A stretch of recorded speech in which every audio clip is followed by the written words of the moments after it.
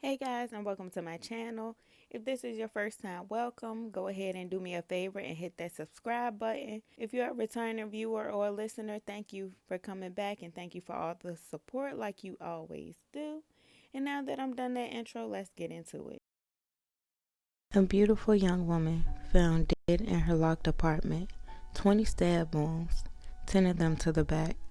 The medical examiner ruled it a homicide, but then the case took a shocking turn. This is the story of Ellen Greenberg.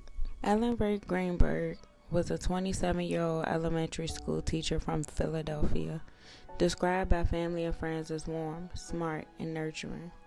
Ellen had no known enemies. She was engaged to be married and had just started planning her wedding. But on January 26, 2011, her life and a trail of questions came to a chilling end. That afternoon, a snowstorm swept through Philadelphia.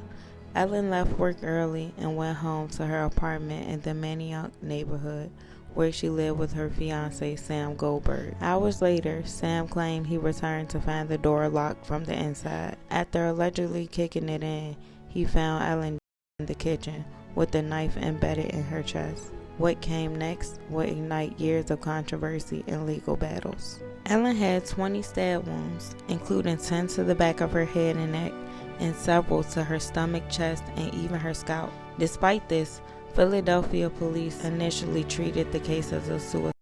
Even more puzzling, the medical examiner first ruled her death as a homicide, but after pressure from the police department, the ruling was mysteriously changed to suicide. Ellen's parents, Josh and Sandy Greenberg, have never believed their daughter took her own life. And honestly, can you blame them? They've spent more than a decade pushing for answers, hiring forensic experts who all agree the wounds are inconsistent with suicide. Some were even described as hesitation wounds, while others were so deep they hit bone. One expert went so far as to say, quote, "This is one of the most blatantly staged scenes I've ever seen." Authorities claimed there was no sign of forced entry and the apartment door was locked from the inside. But critics say that's not enough to prove Ellen was alone or that she wasn't attacked and left behind in a staged scene. Could a second person have exited without being detected? What about the fire escape or the building's other exits? The Greenbergs filed a lawsuit in 2022 against the medical examiner's office, accusing them of improperly changing the cause of death. But despite growing public pressure and independent expert reviews calling the ruling medically and scientifically impossible, local authorities have refused to reopen the case. Why would a young woman with no history of mental illness or self-harm stab herself 20 times, half of them to the back of her head? Why was the scene so quickly dismissed as a suicide despite clear red flags? And why are officials still refusing to reclassify her death, even with mounting forensic evidence? What really happened to Ellen Greenberg? Ellen Greenberg's family is still fighting for justice.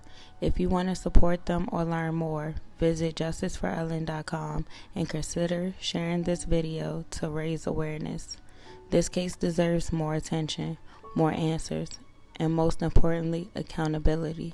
So that's all that I have for today. Don't forget to like, comment, subscribe, and turn on the notification bell for more. And I'll catch you guys in my next video.